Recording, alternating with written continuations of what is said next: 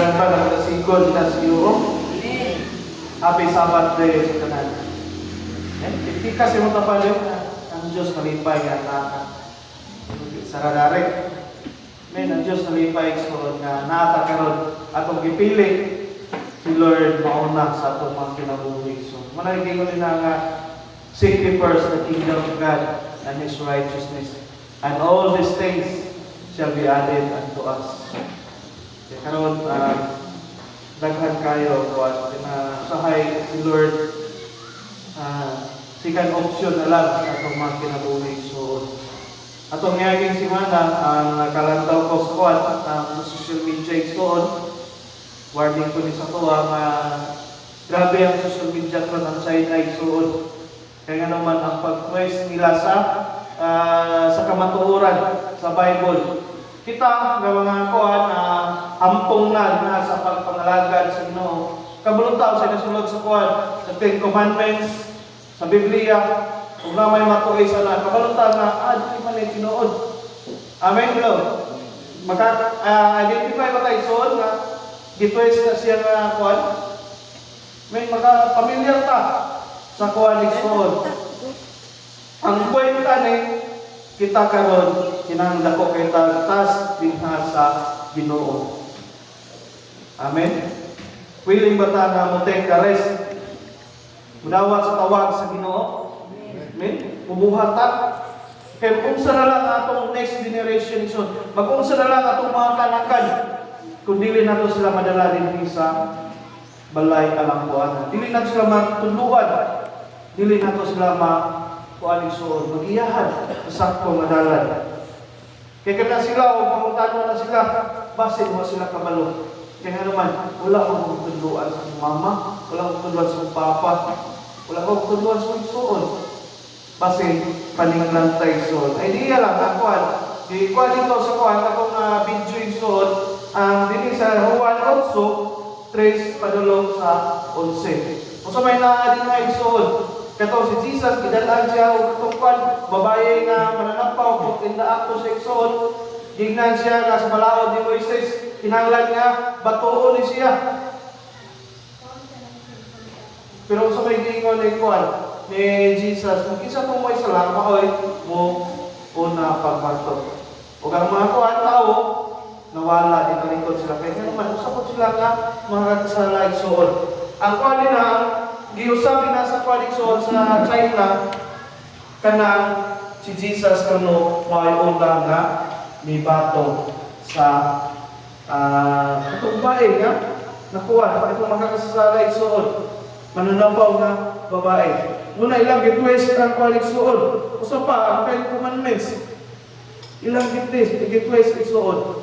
Munang mo ni karon nga kinahanglan nga magkugi ta, magligon ta sa pagpangalaga dinha sa Ginoo. Amen. Kadagan karon nga mga Kristohano igsuon ang namugnaw ang ilang pagkuypa dinha sa Ginoo. Nga naman tungod sa mga kuwan, tungod sa itong mga desire, tungod sa ato ang mga giunang mga igsuon. Natay gipangayo sa Ginoo basin wala gihatag sa Ginoo. Ningon si Lord no. Akong istorya sa inyo ay soon, wala tayo katungod nga mo-Christian sa Ginoo kung wala ta nangalagan 100% sa iyaha. Hello? Wala tayo katungod nga mo-Christian ni anak.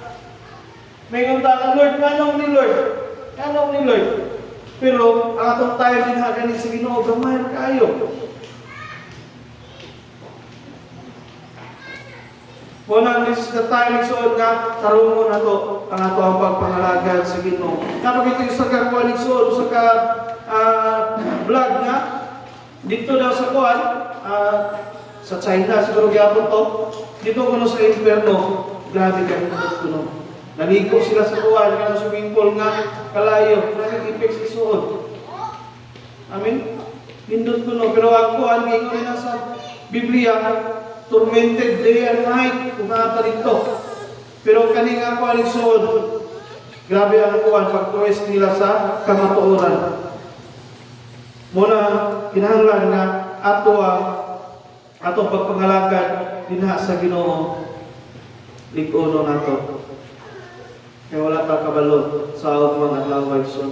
Kung sa tanan nga sumusunod nato sa next generation, kung karon dili ta magsangkat, kung karon dili ta magpugi sa pagtuon sa pulong sa Ginoo, magunsa na lang ang ato ang koneksyon sa sumusunod nato.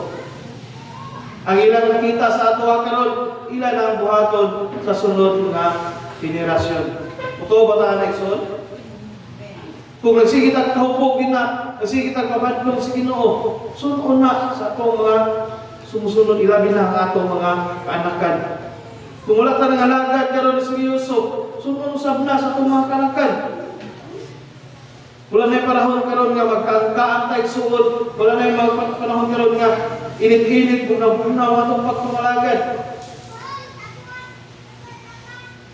Kaya ang panahon doon ay suod. Kapit na gyud balik si Lord.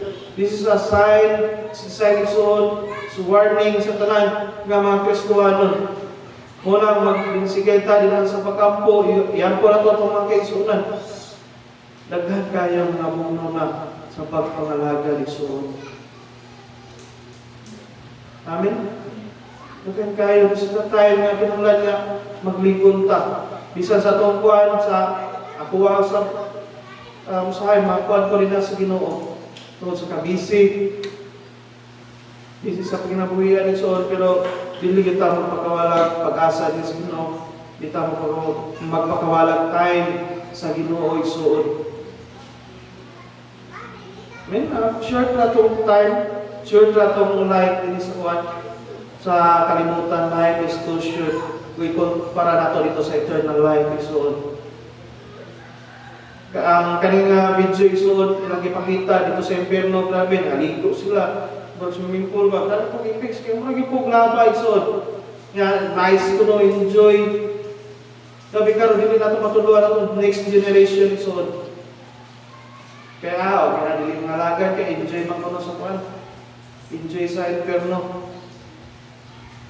Pero the truth isuod, tormented day and night kung nakaka dito. Kung mamatay ta, wala tang alaga, sino wala na ikwan, wala ipakampo, wala na ikwan isun. Second chance, ang atong chance karon nga nangalagad ta dinha sa Ginoo. Kung mangalagad ta sa Ginoo, isun, dili ta malantaw sa atong igsuon, dili ta malantaw sa atong pastor, dili ta malantaw sa ang tao ba masipyat ta igsuon. Amen. Sin kami nga mga alagad, masipyat mi. Kinahanglan lang gyud nga mututok ta dinha sa Ginoo. The author and the finisher of our faith. Kapakpakan si Lord ison. Amen. Ni Lord na kita, wala tayo ison. Siya ay kuhan ang atong pagtuon sa Ginoo. Kuhan siya ng perfect human and perfect God ison. Kaya naman, bisan kuhan, nabati niya atong mga pagbati ison. Bisan tao siya, pero na siya pagbati na kuhan, masakitan siya. Pero napod ang iyang kuwan, kay nahayo siya iso, napod ang iyang magkagabhanan. Divine, siya divine power iso. Sama na po na sa itong mga kinabuhi. Kung magkinabuhi ta nga, na kuwan kita din sa Ginoo, inulahin kita din sa Ginoo, makapahimot kita din sa Ginoo, mamahimo sa tang sama ni Jesus Christ iso. You can heal the sick. Amen? Kaya na ito na yan po. By prayer iso, we are powerful. Hello, napapanagson? Amen. Muna ang karonigson, ako pagpadasig yan nga, ato yung ligunon, ang ato ang pagpangalaga din sa Ginoo. Mula lain ato ng taon, sige ng Isos na yun.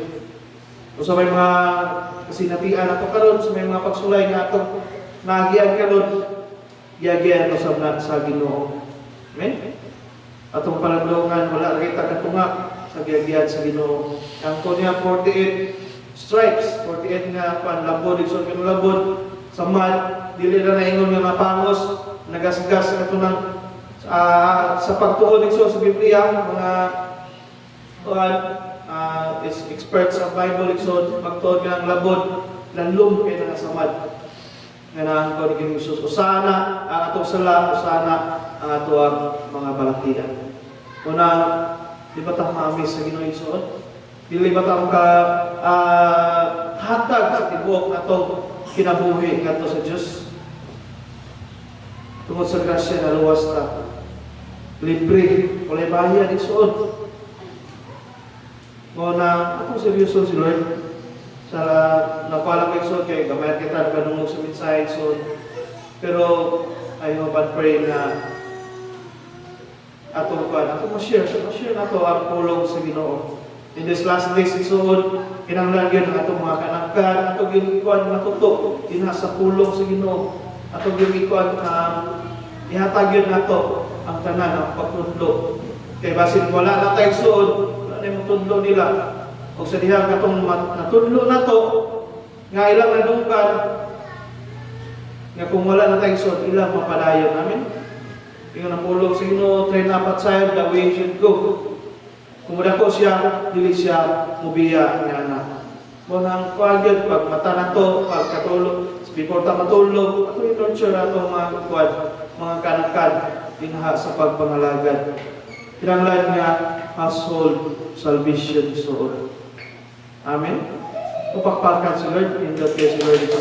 Salamat sa Ginoo sa first nga word karon. I hope and pray nga sa atong pagpadayon ini nga kuanison, ini nga atong pagsimba daghan matag makatuna dinha sa Ginoo. Kinahanglan gyud nga atong kuan atong tinan sa Ginoo, ma-tune atong mauna ma-focus dinha sa Ginoo, atong kinabuhi atong ihalad ang tanan dinha sa Ginoo. Amen. Tupakpakan si Lord, abay balik na nangungog, himaya pagpasalamat sa Ginoo gyud. Ako yatag ni Pastor Alan, doon ang pagkadasig.